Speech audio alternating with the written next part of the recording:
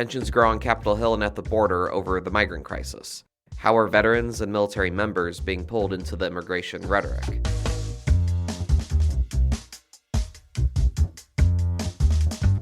Produced by Defense News and Military Times, this is the Early Bird Brief. Each morning we bring you the defense and national security news of the day. The actions and decisions of Secretary Mayorkas have left us with no other option than to proceed with articles of impeachment.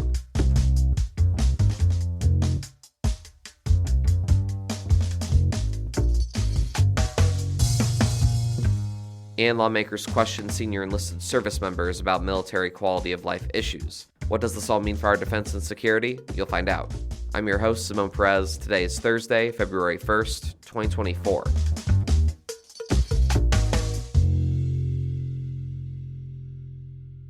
First up, tensions over the migrant crisis continue growing both at the southern border and on Capitol Hill. Early yesterday morning, the House Homeland Security Committee voted along party lines to forward a resolution impeaching Homeland Security Secretary Alejandro Mayorkas. We cannot allow this man to remain in office any longer.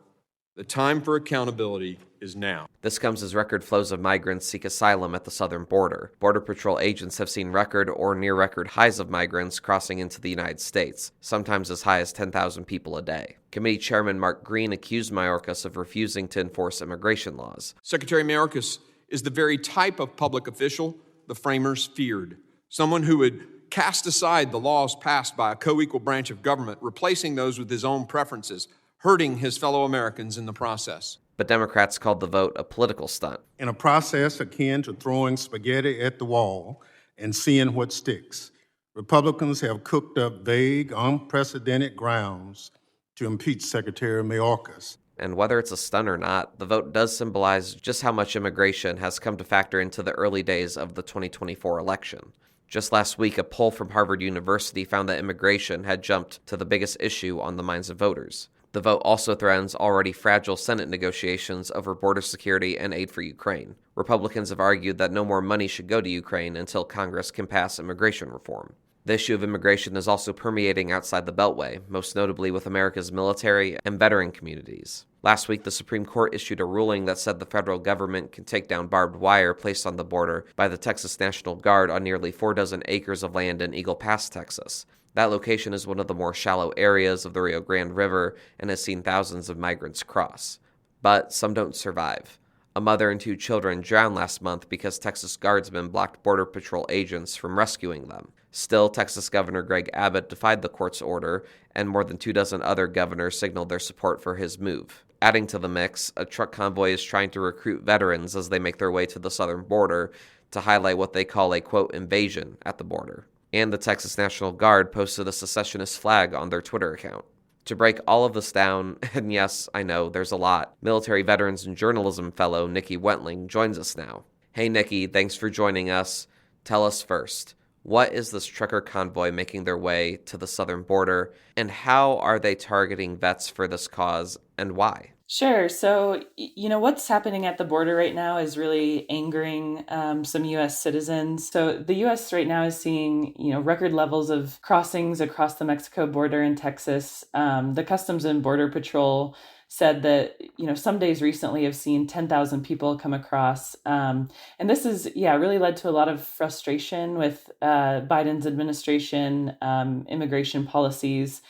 So earlier this month, the Texas National Guard, on orders from Governor Greg Abbott, blocked Border Patrol agents from a 2.5-mile stretch of the border in Eagle Pass, Texas, which prevented them from patrolling that area. And the U.S. Supreme Court actually weighed in on this standoff. They came down with a decision that gave the U.S. Border Patrol the authority to cut some razor wire that the National Guard had rolled out. But that decision from the Supreme Court was really narrow in scope. And while it says, Texas can't block authorities from the border, it doesn't prevent, Texas troops from being there. So a week ago, guardsmen were still out there on orders, rolling out more wire. Greg Abbott said publicly that he would continue to use the National Guard to secure the border, and 25 other Republican governors issued a statement in support of the governor, arguing that, Texas has a right to self-defense. As all of this is going on, there's a lot of chatter online Tucker Carlson, who's the ousted Fox News anchor, he took to X talking about how the men of Texas need to stand up and defend the border. And that really, stirred up some folks and led to this protest convoy that's headed to Texas to rally in support of the state government. So the convoy left from Virginia Beach on Monday, and it's supposed to arrive in Texas today. On Friday, they're planning to arrive in a town that's just 20 minutes north of Eagle Pass, where the standoff is happening, and they're planning a rally for Saturday. So, first of all, we're not really sure how many people will be part of this rally as of now. We know that they're really well funded. They received, more than $140,000 in donations as of yesterday. But yesterday, we also saw the organizers were dealing with some confusion about the various routes people were taking, and it just wasn't, the best organized. So we have to kind of stand by and see how many people will arrive there. So, Nikki, you track domestic extremism, particularly how service members or veterans may be targeted to get involved in such causes. What kind of rhetoric are you hearing from those organizing the trucker convoy? So there's been a lot of rhetoric among this convoy movement that's concerning to people who research domestic extremism. Organizers posted updates about the convoy to the video platform Rumble and on X, in which they referred to an invasion of migrants, using the word, invasion quite a bit. In one video, an organizer argued, we can't sit by and watch our borders and language and culture being destroyed. And that type of language perpetuates the Great Replacement conspiracy theory, which is all about, how lenient immigration policies are being designed to replace the power and culture of white people in the United States. So that theory has been tied to multiple instances of violence in the past several years, including several mass shootings.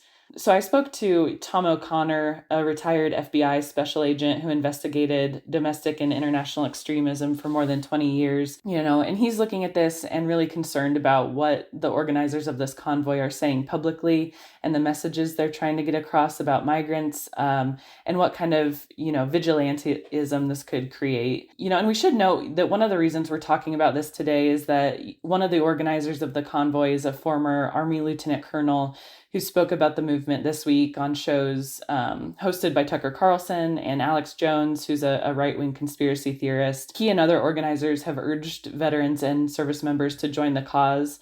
They want to use the special status that the military community holds in this country, for this cause. And that's something we've seen from extremists who hold a wide variety of beliefs, that they want veterans and service members to be part of what they're doing. Plus, there's this controversial post from the Texas National Guard on Twitter. Could you tell us a little bit more about that? So as all of this is going on, there's this standoff between the Texas government and federal authorities, and this convoy of angry citizens is going down to the border. The Texas Military Department, which oversees the Texas National Guard, posted a photo to its official page on X yesterday showing the famous "Come and Take It" flag from the Texas Revolution flying in front of National Guard headquarters in Austin. So the flag is, like I said, from the Texas Revolution. It has the words "Come and Take It" below an image of a cannon. There was no message with the post, and they didn't respond to our questions about the post. We do know that, this is a symbol of Texas freedom, and it's really serving to stir up even more tension and emotion in an already strained situation. So as of a few minutes ago, I checked, the post had gotten about 150,000 views, hundreds of shares, and hundreds of comments that were both in support of Texas and criticizing the post, calling it an insult to the country and a move that politicizes the U.S. military. Another important story, the military's senior enlisted members went to Capitol Hill today to testify about military quality of life issues before Congress. But what were some of the biggest issues expressed by the leaders? Capitol Hill Bureau Chief Leo Shane III brings us the answers live from Capitol Hill. Hey, Leo, so what were the big problems these senior enlisted brought to the members of the House committee? Yeah, look, this was a pretty significant hearing. We had all of the senior enlisted leaders from the separate services coming up to talk about what they're hearing from military families, what they're seeing, and really to react to what lawmakers have been hearing. This special panel on quality of life that the House Armed Services Committee put together, they've been working on this issue for about the last 9 months or so, interviewing families, interviewing a lot of folks, and this is kind of the capstone hearing for this event. They brought these folks forward and said, look, what are we hearing? A lot of the messages were predictable. Military pay is a major concern of troops. Obviously, what you're getting, what you're taking home, what you can afford, especially with inflation, things like that. Housing was a major issue that they brought up, and then a whole host of other issues, childcare issues, medical issues, some base specific ones. But the recurring theme from folks was, we've got to get the pay right, and we got to get the housing right. Those are the major focuses and major complaints that they're hearing right now, and if they don't fix it, it's going to become a recruiting and retention problem. Yeah, Leo, it's really easy to discuss where a problem is, identifying the problem, but what were some of the possible solutions offered for these problem areas when it comes to improving quality of life in the military? Yeah, the solutions are really going to come from Congress. This special panel has been putting together a report, and we'll see it come out sometime this spring.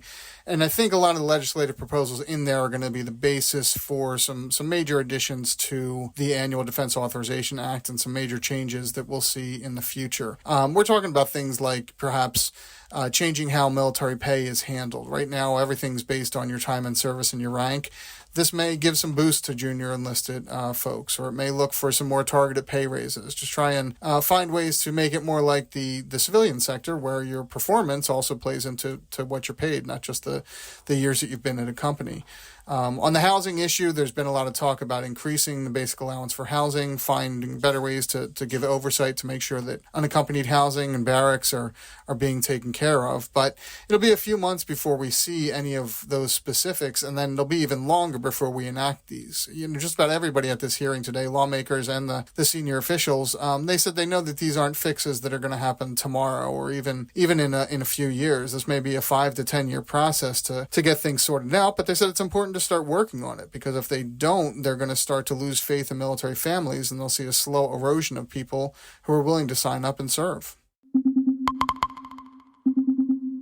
Also on your radar for today, the United States yesterday attributed the drone attack that killed 3 U.S. service members in Jordan to the Islamic resistance in Iraq. That's an umbrella group of Iran-backed militias. The U.S. has signaled it is preparing for retaliatory strikes in the Mideast in the wake of Sunday's attack. National Security Council spokesman John Kirby reaffirmed Wednesday that the U.S. believes the attack was planned, resourced, and facilitated by the Islamic resistance in Iraq. The President believes that it is important to respond in an appropriate way now that 3 American soldiers have been killed. And what's appropriate? Well, it depends on what your response is going to look like and what you're going to go after. And as I said earlier, we will respond in a time and in a manner of our choosing on our schedule. And just because you haven't seen anything in the last 48 hours, doesn't mean that you're not going to see anything. And as I said earlier, when you see the first thing, don't come to be thinking that that's going to be the last thing. Here's why it matters. Any additional American strikes could increase the already high tensions stemming from Israel's war in Gaza. Israeli strikes have killed more than 26,000 Palestinians and displaced nearly 2 million others. The conflict has rippled throughout the Muslim world and incited no shortage of regional tensions. Iran-backed militias have struck targets in Iraq, Pakistan, and Syria. The U.S. has carried out airstrikes targeting Yemen's Iran-backed Houthi rebels over their attacks on shipping in the Red Sea.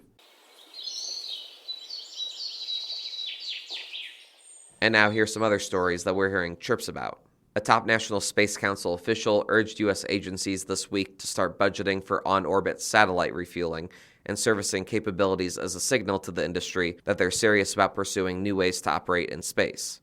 An Air Force pilot safely ejected from an F-16 fighter jet that crashed into waters off the west coast of South Korea yesterday. It is the second such crash in less than 2 months.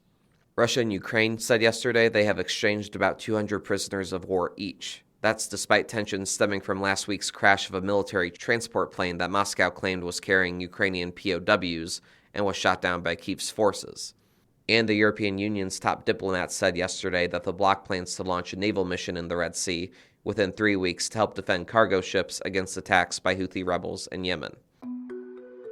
And on this day in history in 2003, the space shuttle Columbia broke up while entering Earth's atmosphere, killing all 7 crew members on board, many of whom had military backgrounds.